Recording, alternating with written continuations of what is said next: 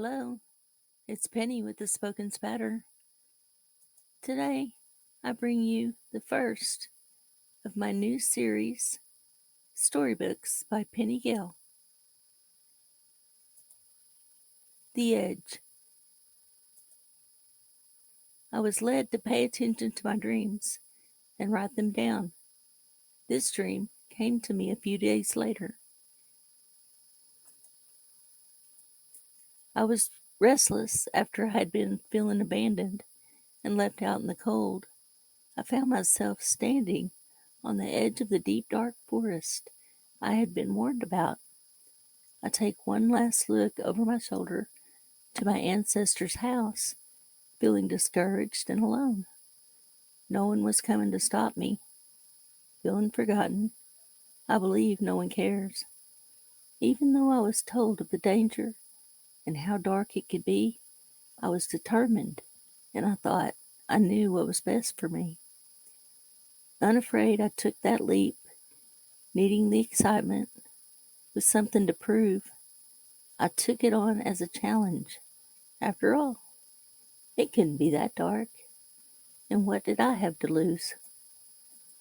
I carried on, the fool I was, and it wasn't long. Uncertainty was creeping in, and I started feeling things I couldn't see. Complete blackout darkness surrounded me. The fear was overwhelming. I had no support. It was just me.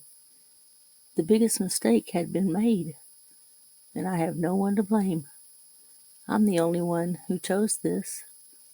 I knew what I was doing, whether consciously or subconsciously. It is my cross to bear. Is this my fate? Is this all there is? Am I destined to remain in the darkness, alone to be consumed? Everything I'd learned, been taught before, everything that was instilled remained. Some unknown force rushed over me, and a light shone in the distance. I knew the path back would take longer than the one in did. I feel my body begin to give in, a shadow of regrets, hiding all around, start to close in. I hear the growls salivating, unseen, waiting for my fall. I am lost. As if nudged, I take the first step back towards where it all began, somehow just knowing this is the way. My journey begins. I am being led. I can feel this with all my heart. I begin to trust again, without the knowledge of who it is or where they came from. Some things I thought to be true my whole life are questioned, and I am awakened to other possibilities. Once feeling so weak, with each step I gather strength. My sense of self-belief is being slowly restored. I am guided along the way. My confidence builds, and I am seeing that the end is near. Still trapped in the darkness, but I am getting control of my fears. Independence. The path winds and sometimes takes me full circle. I feel as if I have traveled the world over and over, causing my faith to slip. Anger takes a hold from time to time, and the why me is settled in. I keep going, learning something new every day. Realizing I'm not alone after all. In fact, I never was. My hope of sharing my experiences becomes a beacon, my North Star, if you will. The old begins to crumble and fade away, but not without turmoil and struggle. Even when the fog clouds my way, I can always count on the mysterious moon to illuminate the obstacles that went unnoticed or ignored. When I start again, the healing begins. I start to remember what it was like to feel happiness. I am all but out of the forest of darkness. I have done the work, and I anticipate the gratitude I will feel upon completion. I visualize my new beginning. I do this many times. Each time I am disappointed. It is not meant for me. Patience. That is a tough road to follow. When I finally realize I'm not navigating this trail after all, I surrender. That is the toughest of them all. Ego set aside. I carry on. The edge. There it is. I stop and reflect upon all that I've learned from what has transpired so far. I rest. I am a hermit. I withdraw. I will do this many times. What once was will never be. I've left that and many other things behind. I no longer have to carry those burdens. I don't travel the same way, nor do I with some of the same I did before. Death and rebirth is a way to describe it. I am well aware of what serves my higher good and what does not. I will still falter. I just hope I can handle it differently. The sun starts to shine more often than not. Only scars remain from all the swords. I dare say I am starting to feel renewed, for now at least. Stepping across the edge, I am overtaken with urgency. My heart is pounding. Lessons are still chasing me, wanting to drag me back in. I take one last look over my shoulder to see a huge, magnificent, masculine, strong, experienced, ferocious, and focused wolf, the emperor of his domain, I have no doubt.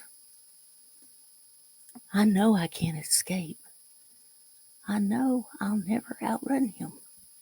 Part of me doesn't want to fight anymore. I'm suddenly very aware that I am once again alone. Vulnerability at its finest.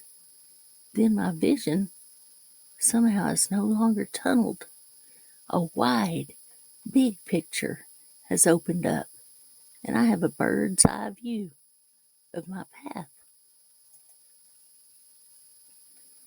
As if I think I have wings or supernatural power, I begin to run. But I do not get far. The wolf leaps over me, but doesn't stop me in my tracks. Somehow, I avoid catastrophe, as if I'd sensed the attack. I'm giving it my all, but I am blindsided this time. I am injured, but I have no choice. I have to carry on, regardless of the pain. He is relentless. His focus never strays, closing in extremely fast. I am close, but I am doubting I will make it. I see my ancestors' home. I'm on the property, but I am spent. I feel my body, as always, giving in. I'm certain this is it. Did I go through all that for this to end this way? Come on, seriously? This can't be it. In my mind's eye, I'm seeing the attack unfold in a flash. I see myself diving straight into the wolf, thinking I can fight the fight within. Makes sense. That's where all the weaknesses reside, right? I need to level the playing field somehow. If all else fails, I can claw myself out. I can do more damage, if need be, is my thinking. Then something, that inner knowing, tells me this is most definitely not the answer. I awaken, so to speak, from this trance like state. I'm there. I'm standing right outside my ancestors' sturdy door. Just not safe yet.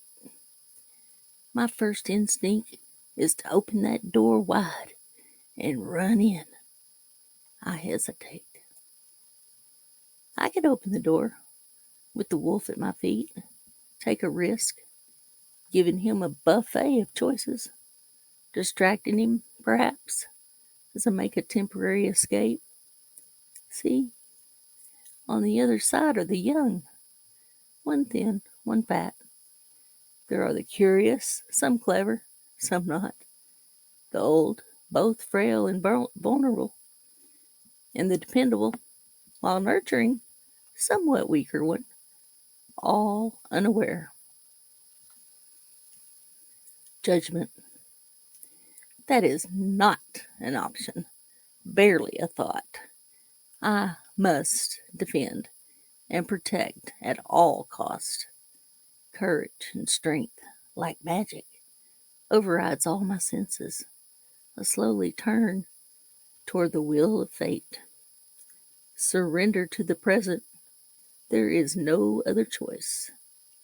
I do not question this decision. So be it. I'm trembling. Our eyes finally meet. This devil of sorts that's been chasing me. I'm now towering over him. At first, I'm puzzled at his gaze. I'm seeing him differently. Fear has left me. Without conscious effort, I take control. All the power shifts into my hands. I cautiously approach, not diving in. I somehow calm this magnificent, masculine, strong, experienced, ferocious, and focused wolf with a gentle, kind touch. Our eyes find an understanding, a mutual forgiveness, respect, and acceptance. Not letting my guard down just yet, but trusting my instincts. I slowly back away and enter the safe space. I begin to turn every lock, replacing some that can't withstand with new. I do so effortlessly. Boundaries. No need to speak of what could be still lurking on the other side.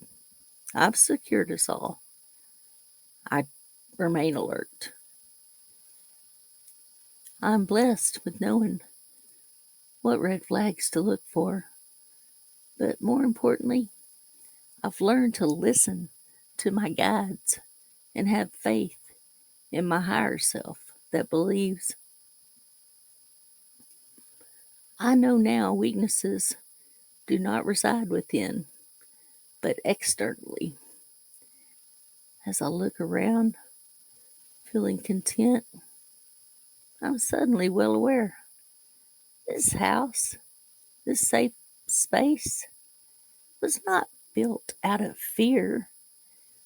This home was built on the foundation of love.